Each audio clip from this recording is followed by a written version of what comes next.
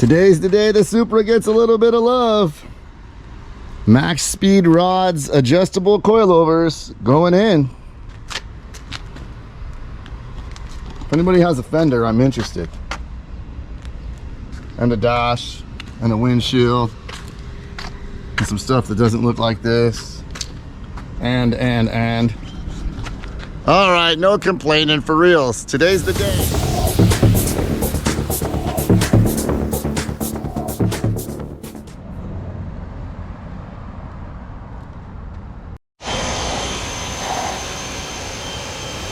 Good job, pressure washer.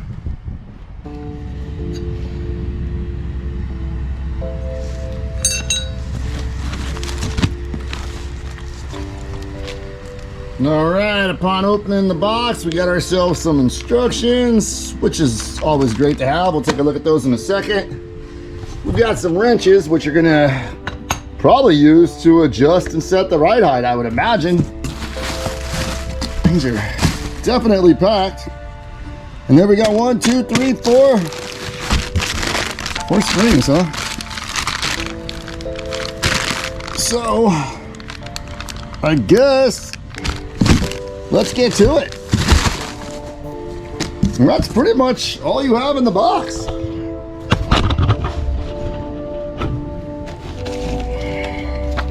Got ourselves some stickers, a little wrench here. Looks like a description of how they work. Of course, that's what we're doing today is coilovers. So that's pretty cool. Some instructions here. Pretty straightforward if you've ever replaced springs or coils or any of that before. Basically pulling the bolts on the top and all that good stuff. And now a look at the car. It's an 87 Mark III Supra that needs some love. And I can't think of a better way to get started than by adjusting this suspension. So yeah, let's get these wheels off and let's get to it. Not sure if anybody's gonna want this information or not, but it looks like the way the car's sitting before installing these springs is about 9 inches, which is nice and bashed up. It looks to be about 28 on this side, 26 and a half. Probably always good to take some baseline measurements when you're getting ready to start a job like this.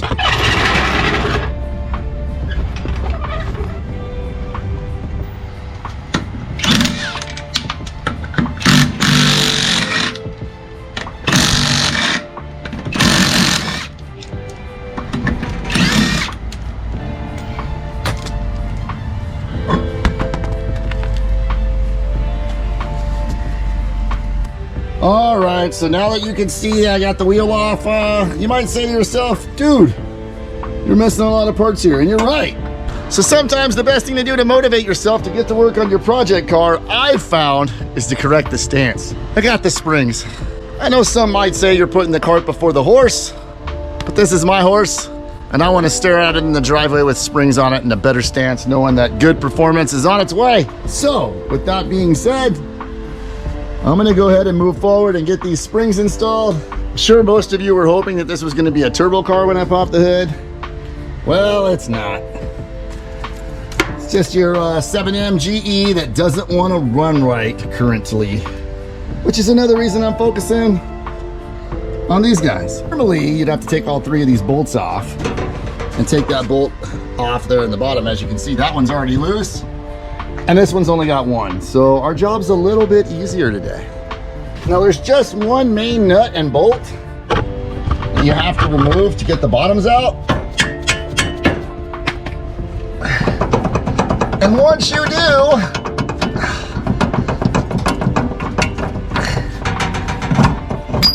that whole assembly is gonna wanna come out. Guys, let me stop the video right now and just reassure you. This car is not going to see road use anytime soon. And before it does, I promise to shave and get some new ball joints. Deal? Well, this is definitely the fun part of working on cars. Looks like I have to get this control arm off. And let's just say she's been on there for a while and doesn't want to come off. We'll get it. We'll get her.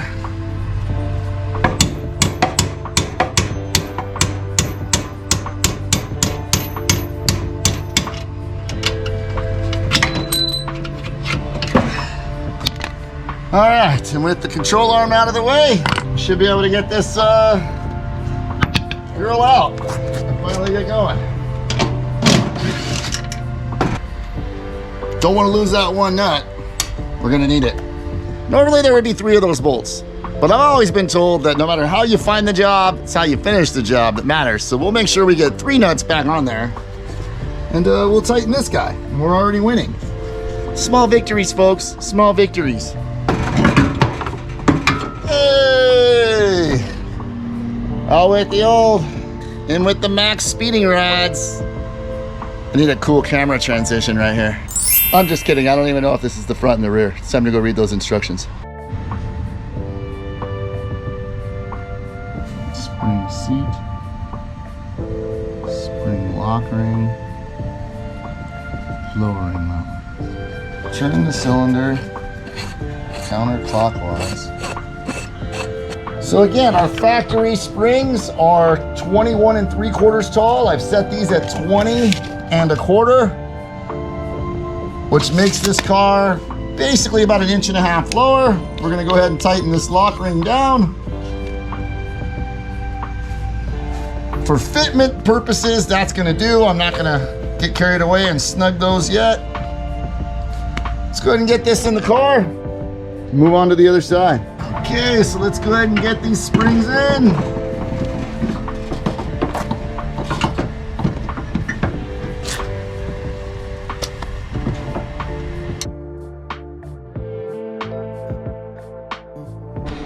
I'm pretty sure every car is going to be different. Matter of fact, every car I've ever worked on is different. So with that in mind, on the Supra, I noticed something. The front has this little guy on the lower for a brake tab. The rear does not. The front has a larger stud size and a 14mm socket to fit the nut. The rear, believe it or not, has a little bit different pattern, is a smaller stud size and takes a 12mm. Now again, I'm sure your application is totally different, but if you don't pay attention to that, you're gonna put the wrong one in the wrong hole, and it's gonna be really tight, like this here, which is a pretty surefire way that I might have done that wrong. And sure enough, figured it out on the second side. Don't do what I do. Watch this video and comment below if this helps you. Yeah, and then go buy a set of these springs, so your car will look cool too. I mean, I'm sure it's gonna perform great. I'm just worried about how it looks right now. Well, they certainly look better. That's for sure. Old man view right there. Now, if you've never done this before, trust me when I say you can wrestle that into place, or you can just get yourself an extra floor jack and get her where she needs to go. We got fancy new parts, so this is probably where you want to use your dead blow. You don't even really need that. Get your original hardware and stick her back in place.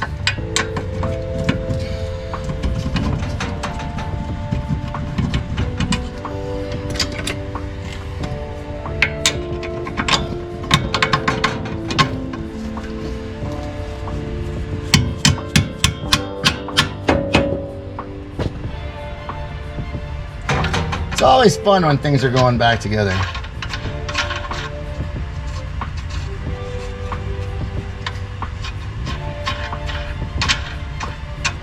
However, it's probably important to make sure you're putting them on correctly. I'm not sure which way this thing goes. Good rule of thumb, take one side apart at a time in case you forget how things go. Let's go take a look. Of course, that is assuming that the guy before you did the job right. And this one's got some kind of lock ring on it. So that might not be the correct nut.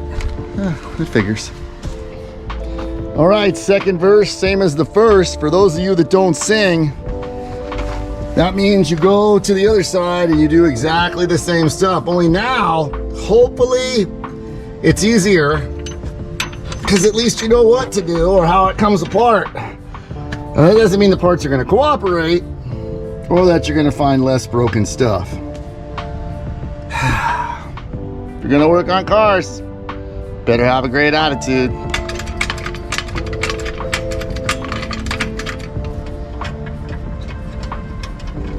Good news is it's already loose too. Sometimes it's nice when people don't do the job right before you.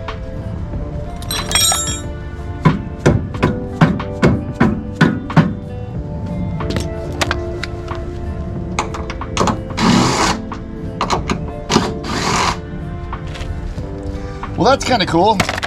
We had 2 nuts on this one. Good stuff.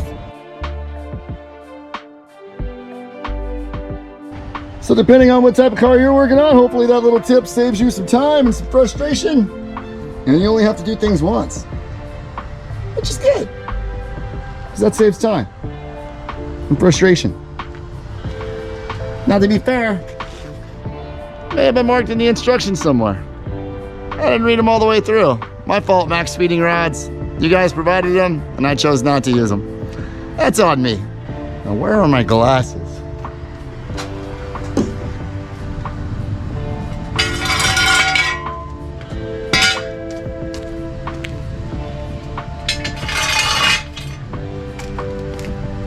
Lowering a car is so satisfactory.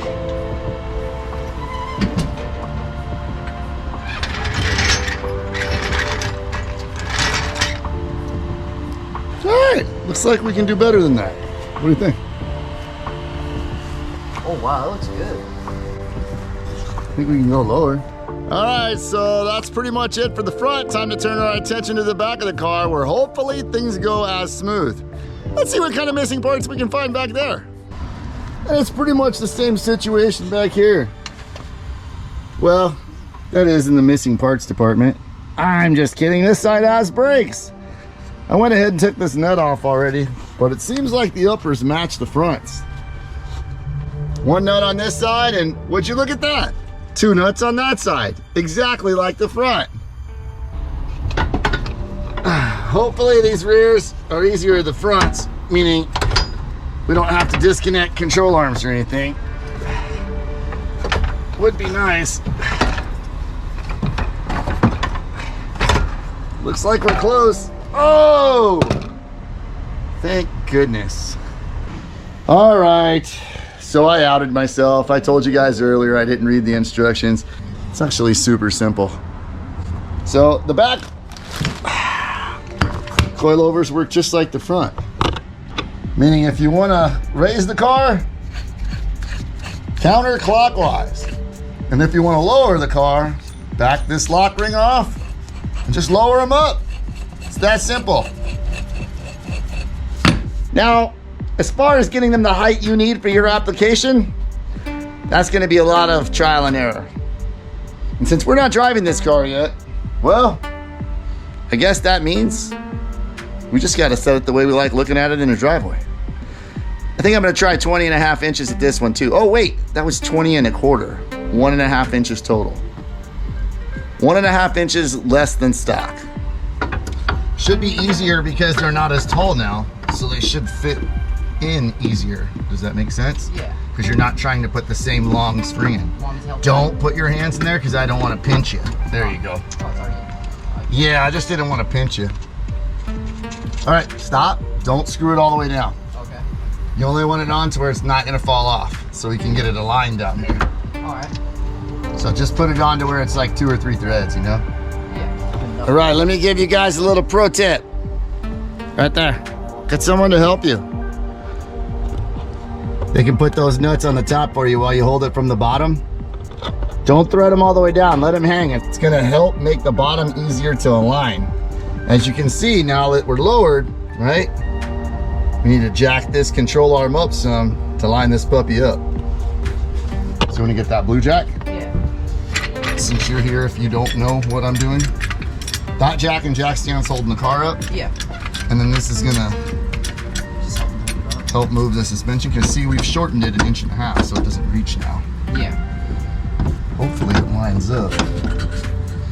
It's not too big. It looks like it's kind of going in. It's a little snug, but that's okay.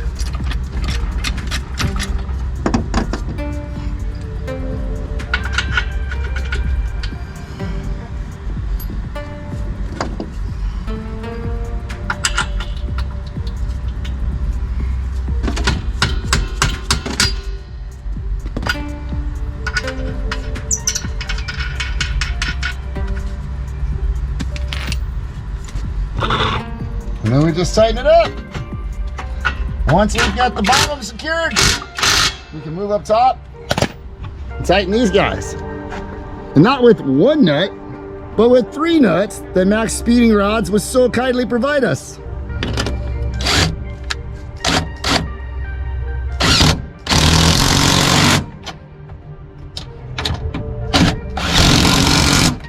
Just like the front, you want to make sure that that strut is bottomed out against that spring pocket, sitting nice and flush.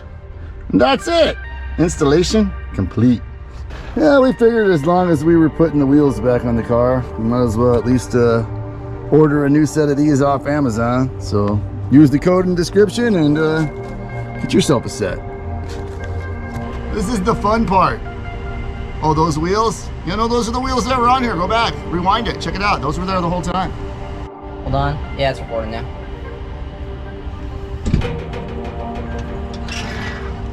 It's not low enough, I can still get the jack out. Wait until we body drop it. Well, yeah, it looks pretty good.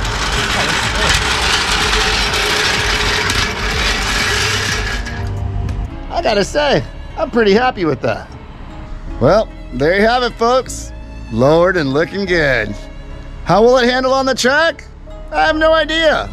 Will it get you extra points at local car meets? Maybe. I don't know. Maxspeedingrods for the win. All the info's in the description. Get yourself a set. You guys are awesome.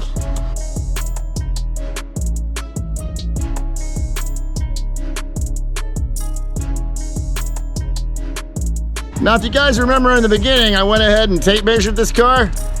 So let's see where we ended up. That looks like the front is a little bit lower. We'll call that 7 inches. It was at 9, if you remember. Fenders look like about 26 or so. These are pretty beat up, but yeah, you can tell. These springs definitely lowered it. Ooh, let's give you a little action test. We can show you some of the stiffness. Currently, we're set at number 16 out of 24. And I'd say she's got a pretty firm ride. If you want to adjust those, it's really easy by just turning those knobs right there. And using the provided wrenches to do whatever else you got to do down below. They sure look a lot better. As for the installation, well, this is the first time I've ever done springs in an 87 Supra Mark III. And with just some basic tools that most of us own, I think, I got this done in no time, in like maybe 4 hours. A second jack helps, but a jack and some jack stands, make sure you're safe. Get a breaker bar, get some tools, get an impact, get some fancy new lug nuts, replace your studs while you're at it. Don't be lazy like me. Again, this car's not driving anywhere anytime soon, so just sit back and enjoy it in your driveway.